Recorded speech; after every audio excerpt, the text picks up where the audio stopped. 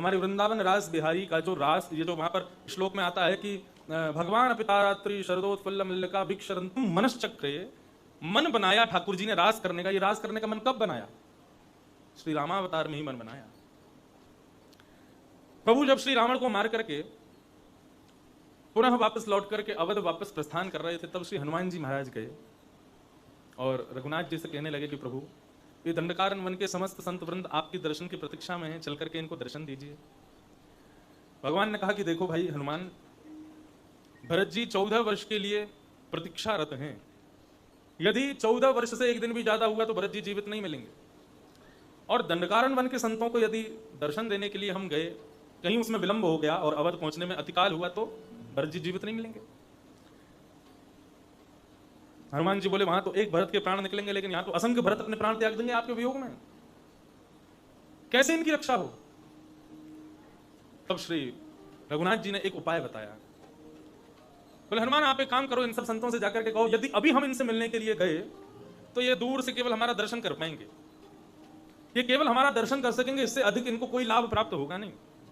लेकिन यदि ये एक युग तक यदि प्रतीक्षा करें, द्वापर तक यदि ये प्रतीक्षा करें, तो द्वापर में यही सब संत अपने भजन के प्रताप से ब्रजमंडल की गोपी बनकर के प्रकट होंगे और हम रघुनाथ ही तब कृष्ण बनकर के पधारेंगे। इन समस्त दंडकारण्य वन के संतों के साथ हम रासत विहार करेंगे, तो जिस प्रकार प्रिया प्रियतम एक दूसरे के संग विहार करते हैं, वो सुख इन संतों को प्राप्त होगा। उसमें स्पर्श करें, नृत्य करें, आलिंगन करें, आनंद करें, सब सुख इनको प्राप्त होगा। वो ज्यादा उचित है दर्शन से, लेकिन उसके लिए प्रतीक्षा करनी पड़ेगी एक युग तक। हनुमान जी ने जाकर के ये समाचार समस्त संतों को बताया कि ठाकुर जी आपसे द्वापर में मिलेंगे, तो समस्त संत वृंद बड़े हताश निराश हो गए। तब हनुमान जी ने कहा कि मैं जिम्मेवारी लेता हूं कि द्वापर में आप सब लोगों को रघुनाथ जी से मैं मिलवाऊंगा। यदि मैंने ऐसा नहीं किया तो मैं अपने वचन से मुकर जाऊं, जो दंड आप देना चाहें दे देना मेरे को, लेकिन द्वापर में आप प्रतीक्षा करो, आप सब गोपी बन के आना, मैं मिलवाऊंगा। कैसे मिलवाऊंगा मुझे नहीं पता, लेकिन मैं मिलवाऊंगा।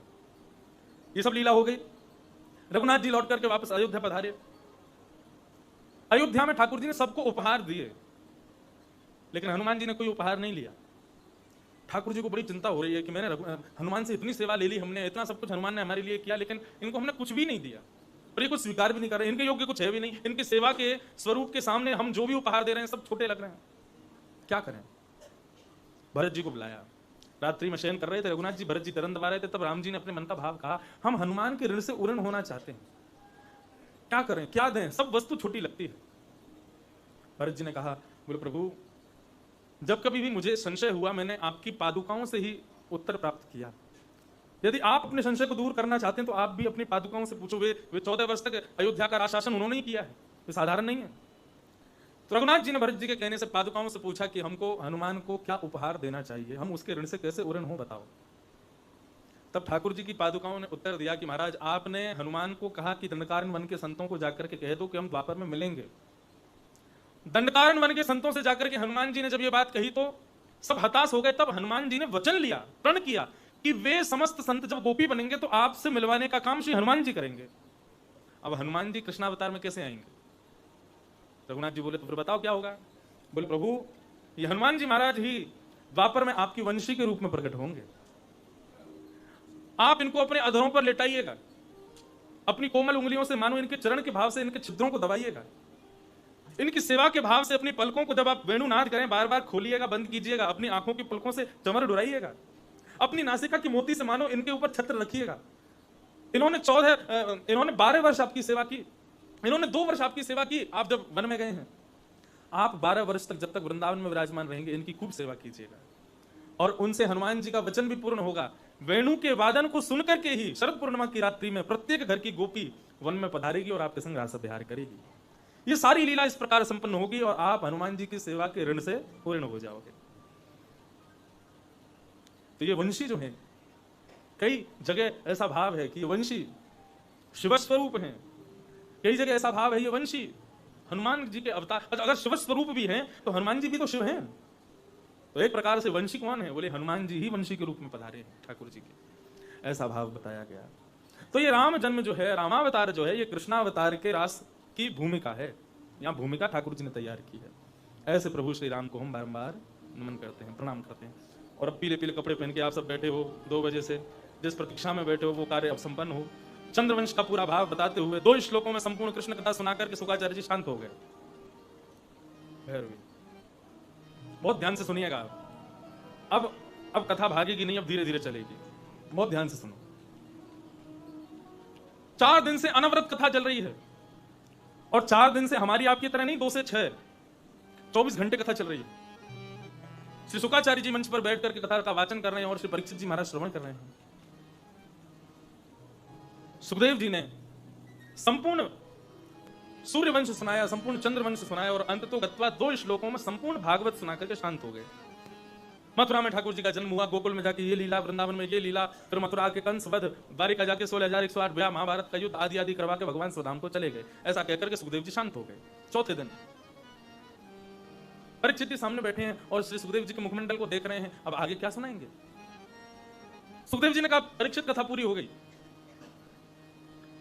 परीक्षित मुस्कुराने लगे और नेत्र सजल हो गए। बोले, प्रभु कथितो वंश विस्तारो भवता सोम सूर्यो राज्ञा चोभयवंशानां चरितम परमाद्भुतम। हे प्रभु, जिस कथा को सुनने के लिए मैं 4 दिन से बैठा हूं, अब आएगी कृष्ण कथा, अब आएगी कृष्ण कथा, अब आएगा कृष्ण चरित्र, वो जब आया तो आपने 2 श्लोकों में सुना दिया। प्रभु, तक्षक सर्प के दंशन से मृत्यु का मुझे इतना भय नहीं होगा, इतनी पीड़ा मुझे उससे नहीं होगी जितनी पीड़ा आपके इस कृत्य से होगी कि आप 2 श्लोकों में कथा सुना के आज शांत हो जाओगे। तो 7वें दिन तक्षक सर्प क्या डसेगा, मेरी मृत्यु आज ही हो जाएगी यदि आपने कथा नहीं सुनाई। प्रभु, ऐसा मत करो। सुखदेव जी कहने लगे, 4 दिन से बैठे हो तुम एक ही आसन पर, भूख लगी होगी, प्यास लगी होगी, थोड़ा उठ के चले जाओ, कुछ खा लो, कुछ पी लो। सुखदेव जी परीक्षित मुस्कुराने लगे और क्या कह रहे हैं कि पिबंतम तन्मुखाम भोजम अच्युतम हरिकथामृतम, च्युतम हरिकथामृतम। आपके मुख से इतनी मीठी कथा च्युत हो रही है, चुचा रही है। इसको पीने के बाद, इसका सेवन करने के बाद सामान्य वस्तु के सेवन की इच्छा खत्म हो गई है। प्रभु, ये रोटी की भूख, ये पानी की प्यास, ये सब मेरी नष्ट हो चुकी है आपसे कथा सुनने के बाद। मेरे लिए जल, मेरे लिए अन्न, मेरे लिए सब कुछ अब ये कथा ही है। मुझे अब कुछ नहीं सुनना, मुझे बस ये सुनाइए। भक्तमाल कहती हैं, श्रवण रसिक कहीं सुने ना परीक्षित से, जो पान हूं करत लागी कोटि गुण प्यास है। कैसे श्रवण रसिक हैं श्री परीक्षित जी महाराज? पान हूं करत, ऐसा कोई प्यासा देखा जो पीते पीते और उसकी प्यास बढ़ती रहे? ऐसा तो कोई प्यासा नहीं होता, पीने से प्यास कम होती है। लेकिन श्री परीक्षित जी कैसे प्यासे हैं? बोले, जितना पी रहे हैं उतनी ज्यादा इनकी प्यास बढ़ रही है। परीक्षित जी कह रहे हैं, मुझे विस्तार से सुनाओ प्रभु, संसार में सबसे ज्यादा असहनीय कष्ट क्या है बताओ?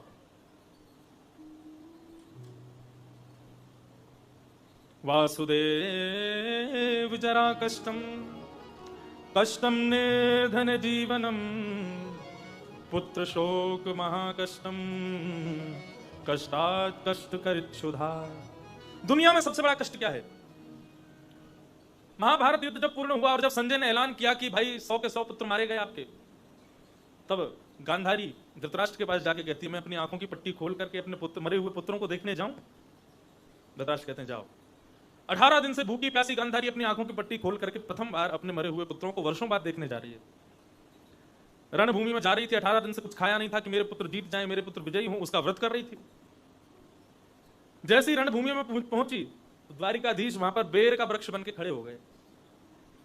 अब एक तो गांधारी को भूख लगी, ऊपर से बेर का वृक्ष दिखाई देने लगा। तो गांधारी के मन में इच्छा हुई कि मैं अपने पुत्रों को देख करके रुदन करूंगी और मेरी शक्ति क्षीण होगी, उससे पहले कुछ खा लेती हूं। और बेर जो होता है वो बहुत जल्दी पचता नहीं है, इसीलिए ठाकुर जी का नाम बद्रीनाथ है। बेर को ही बद्री बोलते हैं। वहां पर बेर खा करके भजन कर रहे हैं ठाकुर जी। बेर खाते हैं तो बहुत समय तक भूखा रहा जा सकता है, इसलिए ठाकुर जी कौन बने? बद्रीनाथ। बेर खाते हैं, लक्ष्मी वहां बद्री स्वरूपा है। तो बेर का वृक्ष जैसे ही देखा तो गांधारी व्याकुल हो गई, कैसे खाऊं ये बेर कैसे खा लूं? तो आसपास कुछ दिखा नहीं तो शवों को पकड़ पकड़ करके लाई, एक के ऊपर एक शव रखती गई, बेर को पकड़ने लगी। जैसे जैसे बेर हाथ में आवे वृक्ष और ऊंचा हो जाए, 100 के 100 पुत्रों के शव रख दिए, उनकी छाती पर खड़ी हो गई। बेर जैसे ही हाथ में पकड़ा, वृक्ष अंतर ध्यान हो गया, शंख चक्र गदा पद्मधारी द्वारिकाधीश प्रकट हो गए। गांधारी जी, क्या कर रही हो आप?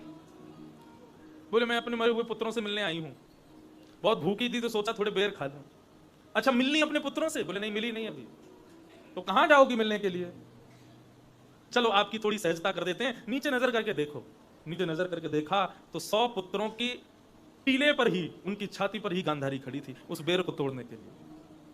अब गांधारी कहती है दुनिया में सबसे बड़ा कष्ट क्या है कन्हैया, आज मुझे पता चल गया। क्या है बुआ? बोले वासुदेव जरा कष्टम। सबसे पहला कष्ट क्या है? बोले बुढ़ापा, जरा। लेकिन कष्टम निर्धन जीवनम, उससे भी बड़ा कष्ट क्या है? बुढ़ापे के साथ साथ निर्धनता। लेकिन महाकष्ट क्या है? बोले पुत्र शोक, महाकष्टम। बुढ़ापा, निर्धनता और उसमें भी जवान पुत्रों की मृत्यु, यह महाकष्ट है। लेकिन अतिशय कष्ट क्या है? महाकष्ट से भी बड़ा कष्ट क्या है? बोले भूख लगना और भोजन का ना मिलना। कष्टात कष्ट करित क्षुधा। आज मैंने ये पा लिया, जान लिया। पुत्र शोक से भी बड़ा यदि कोई कष्ट है तो वो भूखे व्यक्ति को जब भोजन नहीं मिलता उसको जो कष्ट होता है ना, वो कष्ट पुत्र शोक से भी बड़ा कष्ट है। आज मैंने ये पता कर लिया। तो कहने का अभिप्राय यहां पर परीक्षित जी महाराज उस महाकष्ट, महान महान कष्ट को भी जीत रहे हैं। किसके लिए? कृष्ण कथा सुनने के लिए। जब ऐसी कृष्ण कथा सुनने की ललक होती है ना, तब चौथे दिन जाकर के कृष्ण जन्म में प्रवेश होता है। जो कथा में बैठे बैठे भी केवल घड़ी देखते रहते हैं कि अब कितना समय हो गया, भोजन कब मिलेगा, प्रसाद कब मिलेगा, रोटी खाने कब जाएंगे हम, ऐसे लोगों को कृष्ण कथा में कभी प्रवेश मिल ही नहीं सकता। समय का भी भान ना लगे, समय का भी पता ना लगे, ठाकुर जी कब कब कब 6 बज गए ये पता भी ना चले, तो समझो कि आप वास्तव में कथा सुन रहे हो। ऐसी ललक जब जगती है तब ठाकुर जी प्राप्त होते हैं। सुखदेव जी के, परीक्षित के इस मन को, भाव को सुनकर के सुखदेव जी अत्यंत प्रसन्न हुए और कहने लगे अब मैं तुमको कृष्ण कथा सुनाऊंगा। मैं तो बस परीक्षा ले रहा था, देखूं तो सही तुम कितने कितने उत्सुक हो सुनने के। कि वसुदेव गृहे साक्षात भगवान पुरुष पर जनिष्यते तत्प्रियार्थम संभवन्तु सुरस्त्रिय। पृथ्वी जब अत्यंत कष्ट में हो गई तब पृथ्वी रुदन करती हुई ब्रह्मा के पास गई और ब्रह्मा से जाकर के कहने लगी, हे ब्रह्मा, आप कंस आदि दुष्टों का निर्माण मत किया करो। ब्रह्मा ने कहा, देखो देवी, हम तो संसार में केवल जीव बनाते हैं, अब दुष्ट बनना अच्छा बनना ये उसके अपने हाथ में होता है, इसमें हम कुछ नहीं कर सकते। मैंने रावण को पुलस्त्य ऋषि के खानदान में भेजा, एक ब्राह्मण कुल में भेजा, फिर भी राक्षस बन गया, इसमें मेरे क्या अपराध है? यदि आप इनको मरवाना चाहती हो तो शंकर जी के पास जाओ। शिव के पास जब गई तो शंकर जी बोले, देवी देखो, हम तो प्रलय ला देंगे, सज्जन भी मरेंगे, दुर्जन भी मरेंगे। अगर तुम केवल दुर्जनों को मरवाना चाहती हो तो नारायण के पास जाओ। तब पृथ्वी नारायण के पास गई, जाकर के प्रार्थना की और भगवान ने आकाशवाणी करते हुए कहा, साक्षात भगवान प्रकट होने जा रहे हैं। किसके घर में? बोले वसुदेव गृहे साक्षात भगवान पुरुष पर। वसुदेव जी के घर में साक्षात हमारा अवतरण होगा, जाकर के सब तैयारियां शुरू करो। सब देवता ब्रजमंडल में विविध विविध रूप धारण करके पहुंच गए। कोई वृक्ष बना, कोई गाय बना, कोई बछड़ा बना, कोई बछिया बना, कोई कुछ बना, कोई कुछ बना। भगवान शिव नंदगांव के पर्वत बन गए, ब्रह्मा जी बरसाना पर्वत बन गए और नारायण साक्षात गोवर्धन पर्वत बन गए। सब पहुंच गए वृंदावन में, ब्रजमंडल में। सूरसेन मंडल के राजा हैं, राजा सूरसेन। सूरसेन के पुत्र का नाम है वसुदेव। और मथुरा मंडल के राजा हैं उग्रसेन। उग्रसेन के भाई का नाम है देवक। देवक की बेटी है देवकी। और उग्रसेन के बेटे का नाम कंस। कंस अपनी चाचा की बेटी का ब्याह वसुदेव जी से करता है और अपनी बहन को आज विदा करने के लिए जाता है। तभी आकाशवाणी होती है, अरे कंस, इसी बहन का अष्टम गर्भ तेरा काल होगा। अपनी बहन को मारने के लिए जैसी तलवार उठाता है कंस, चरणों में गिर पड़ते हैं वसुदेव जी और वचन देते हैं, मैं अपने आप इनको कुछ मत कीजिए, जितने भी पुत्र होंगे मैं सब तुमको प्रदान करूंगा। इस विश्वास पर कंस देवकी वसुदेव को मुक्त कर देता है। पहले बालक का जन्म होता है, वसुदेव जी अपने बालक को लेकर के कंस के पास जाते हैं तो कंस दयावंत होकर के उस बालक को मुक्त कर देता है। कोई बात नहीं वसुदेव जी, पहला बालक है, मैं भी तो इसका मामा हूं, ये मेरा भांजा है, इसको छोड़ देता हूं, कोई बात नहीं, 8वां मुझको दे दीजिएगा। अब तो वसुदेव जी बड़े प्रसन्न हो गए, बोले कि हमको बालक मिल गया। कंस ने बड़ी दया करी, बड़ी कृपा करी, लेकर के जाने लगे। तो देवताओं के मन में ये प्रश्न उत्पन्न हो गया, कहीं कंस सुधर तो नहीं जाएगा। यहाँ जितनी भी गतिविधियां हो रही हैं आप सब पर ध्यान छोड़ो, मेरे को देखो बस। ये सब लीला अभी आपके लिए ही हो रही है, ठाकुर जी का अवतरण होगा, उसका दर्शन करना, लेकिन अभी कथा सुनो। आप लोग इधर उधर देखते रहोगे तो मैं कथा किसको सुनाऊं? मैं भी इधर उधर देख के कथा करूं तो कैसा लगेगा? इसलिए सब इधर ही देखो, प्रेम से कथा सुनो। तो कंस ने पहले बालक को मुक्त कर दिया। देवताओं को लगा कहीं कंस सुधर ना जाए, कहीं ये सुधर गया तो भगवान अपना आना कैंसिल कर देंगे। नारद जी से कहा जाकर के कंस की मति को भ्रमित करो। नारद जी गए कंस से जाकर के कहने लगे, अरे कंस, तूने उस बालक को मुक्त क्यों कर दिया? बोले, अरे पहला बालक है मेरी बहन का, मैंने छोड़ दिया। 6-7 बालकों से तो मुझे कोई कष्ट नहीं है ना, 8वां मार दूंगा। नारद जी बोले, नहीं नहीं कंस, पहले से 8वां कोई भी तुम्हारा वध कर सकता है, किसी को भी मत छोड़ो। अब तो महाराज कंस को क्रोध आया जाकर के उसने वसुदेव जी के प्रथम बालक का वध कर दिया। वसुदेव देवकी दोनों को कारागृह में डाल दिया और एक एक करके 6 बालकों को मार दिया। 7वें बालक के रूप में श्री बलराम जी महाराज का अवतरण होने जा रहा था। भगवान ने योग माया का आश्रय लेकर कहा कि आप इनका स्थानांतरण कर दीजिए, क्योंकि यदि बलराम जी का जन्म हुआ, कंस मारने आया, तो बलराम जी वही कर देंगे जो मुझे करना है, कंस को यही मार देंगे। शेषनाग हैं, भयंकर क्रोधी हैं, इसलिए कंस से ये मिले उससे पहले ही इनको रोहिणी जी के गर्भ में भेज दो। अगर आपने ऐसा किया तो कलयुग में आपकी बड़ी पूजा होगी। योग माया ने यह कार्य कर दिया। कंस को समाचार मिला, 7वां बालक गर्भ में ही नष्ट हो गया। 7वें बालक के रूप में श्री बलराम जी का जन्म हुआ, कहां? गोकुल में, रोहिणी के गर्भ से। अब 8वां बालक आ रहा है। कंस ने डबल डबल ताले लगा दिए, डबल डबल सैनिक बैठा दिए। 8वां कहीं निकल के ना भाग जाए, मेरा शत्रु है। हमारे पूज्य नाना जी बताते थे कि भगवान ने अपने 6 भाइयों की रक्षा क्यों नहीं की। देवकी के 6 भाई और हुए, 6 पुत्र और हुए, ठाकुर जी ने उनकी रक्षा क्यों नहीं की?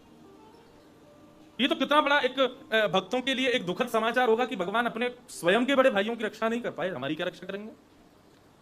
हमारे पूज्य नाना जी इसके विषय में बड़ा सुंदर उत्तर देते थे।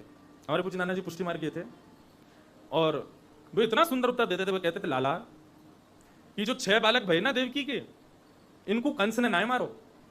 तो मैंने कहा, नाना जी तो पर कैसे मरे? बोले खुद ही मर गए। इनकी क्यों खुद ही क्यों मर गए? इनके लिए तो सौभाग्य की बात थी कि हम ठाकुर जी के बड़े भाई बन के जा रहे हैं। बोले, लाला देख, बात को समझ। जैसे ही इन बालकन को जन्म भयो और देवकी मैया इन बालकन को अपनो पयोधर पिबावे के काजे जैसे ही अपने स्तन के पास लाती, तो ये बालक मन में विचार करते, हम देवकी के पुत्र हैं, हमारे बाद ठाकुर जी जन्म लेंगे और वे देवकी माता के पयोधर से दुग्धपान करेंगे। यदि हमने आज पयोधर का पान करके इसको उच्छिष्ट कर दिया, इसको झूठा कर दिया, तो हमारा झूठा दूध ठाकुर जी पियेंगे, हमको कितना बड़ा पाप लगेगा। तो इसलिए वे बालक सोचते थे कि देवकी हमारी बात समझेगी नहीं, हम छोटे बालक हैं, अगर मुंह बंद करेंगे तो जबरदस्ती पिला देगी, छोटा बालक है। इसलिए उन बालकों ने हमसे कहीं भगवत अपराध ना हो जाए, इसलिए अपने प्राणों का स्वतः ही परित्याग कर दिया, स्वयं ही त्याग कर दिया। भागवत में वर्णन आता है, जब भगवान द्वारिकाधीश बन गए और एक दिन यशोदा मैया से मिले, एक दिन देवकी मैया को जब पता चला कि मेरे पुत्र साक्षात भगवान हैं, तो देवकी के कहने पर भगवान ने 6 बालकों को पुनः जीवित किया और तब देवकी ने उन बालकों को अपने पयोधर का पान करवाया, जब ठाकुर जी का प्रसाद बन गया। ऐसा भाव हमारे पूज्य नाना जी बताते थे। नहीं तो कंस इतना ज्यादा भी क्रूर तो नहीं हो पाएगा, 6 बालकों को मार देगा। भागवत में तो ऐसे ही वर्णन है कि मारा, लेकिन संत जनों का भाव है कि वे स्वयं ही पधार गए। 8वें बालक के रूप में भगवान आ रहे हैं। आजकल देवकी बहुत सुंदर लग रही हैं, क्योंकि गर्भ में ठाकुर जी पधारे। अष्टमी तिथि, भादों का महीना, धीमी धीमी जलधारा गिर रही है और रात्रि के जैसे ही 12 बजे सब सो रहे हैं। मथुरा में सैनिक सोए हैं, कंस सोए हैं, सेनापति सोए हैं, पूरी नगरी सोई है, सब ब्रजवासी सो रहे हैं। केवल कारागृह में देवकी वसुदेव बैठ करके भजन कर रहे हैं ठाकुर जी का। तभी ठीक 12 बजे अर्धरात्रि को ही एक दिव्य प्रकाश प्रकट हुआ। देवकी के गर्भ से परम ब्रह्म परमात्मा परम परिपूर्ण नारायण का प्रादुर्भाव हुआ।